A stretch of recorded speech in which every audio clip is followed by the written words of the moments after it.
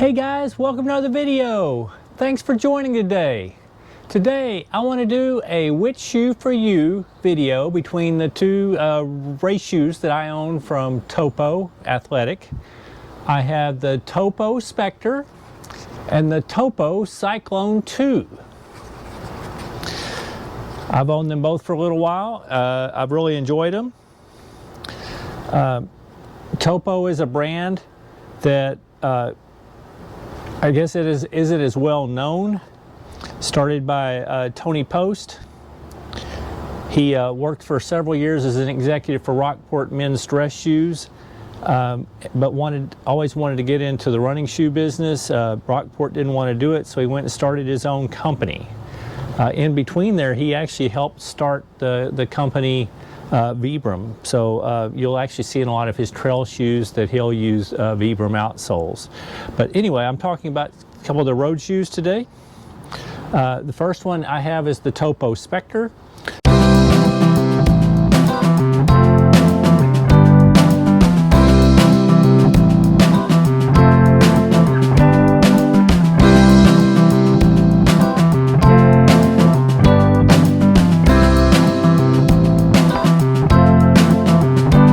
I've got about 100 miles in these. I've really enjoyed them.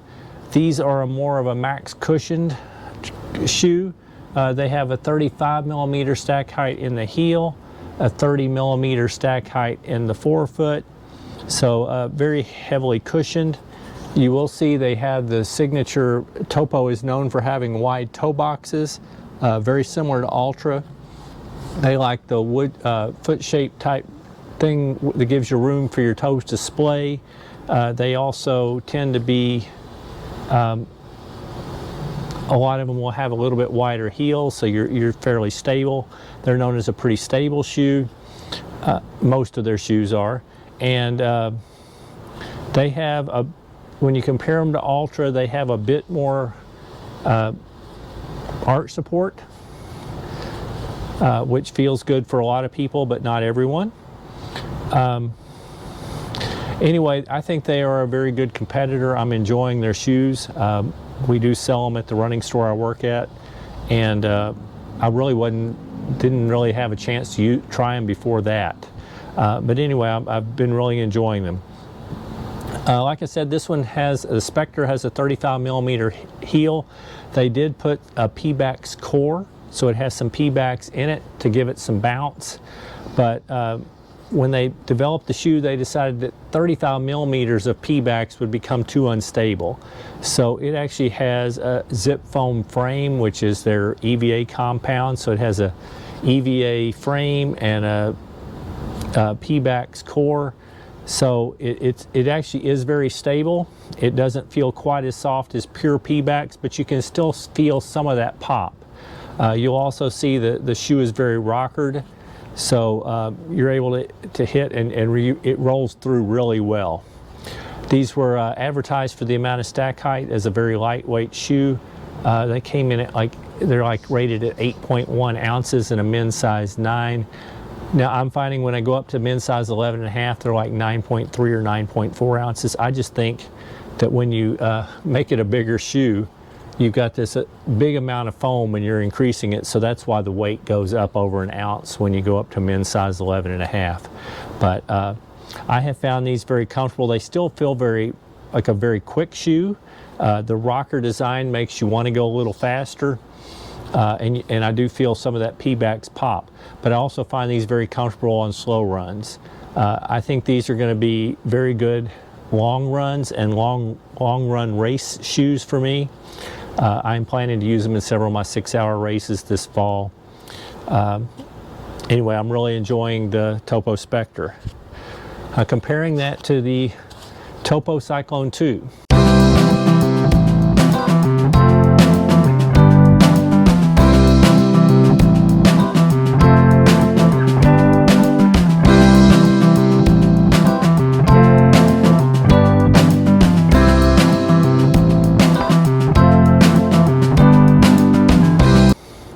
The Cyclone 2 is their other race shoe that I know of, that I own. And this one does have a pure P-Bax midsole, but it's not near the big stack height. So you're able to still stay with the nice wide forefoot and heel. It's able to still stay pretty, I still think it's very stable. But I don't think you'd want to go much higher on the stack height in pure P-backs, or you probably would become a little squishy, because P-backs is a very soft but bouncy material. Anyway, these shoes still have the Topo nice wide toe box. They've got the nice fit through the heel. They've got a little bit of arch support. They fit me really well. I have found them extremely comfortable. I've been finding these work great for shorter speed days. I think I could race in these. You might even be able to go to a marathon. I think my limit to them will probably be about half marathon. When I do longer runs than that, I'll probably go to the Specter. I just like the little bit more, not quite as flexible, a forefoot. These also have a little bit of a late stage rocker. I don't think it starts as early. You don't feel like you're rolling as much as you do in the Specter. But when you get to right toward the end, a little bit of toe spring, I think, helps propel you forward. And the P-backs, of course, being bouncy makes it feel fast. These are a very, very flexible shoe. So you can definitely, you have some ground feel, and they feel very fast. These I'm using a lot for my workout days. I've been doing, if I do any speed work on the track, if I do my VO2 max intervals, and I've also run several 5K races in these shoes, and I'm really enjoying them for shorter runs. I have run slower in them, and because I'll use them for warm-ups and cool downs after my 5K races. They still feel good at slower paces, so you could use this as an everyday shoe, but I am tending to try to save it for races and speed workouts. It's non-plated, but I think it's very fast for a non-plated shoe.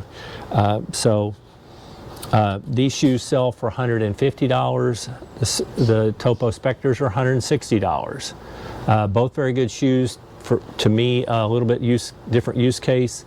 I've been running in them both fairly short because it's been so hot outside, but as we head into fall, these will definitely be my speed and tempo shoes, shorter races.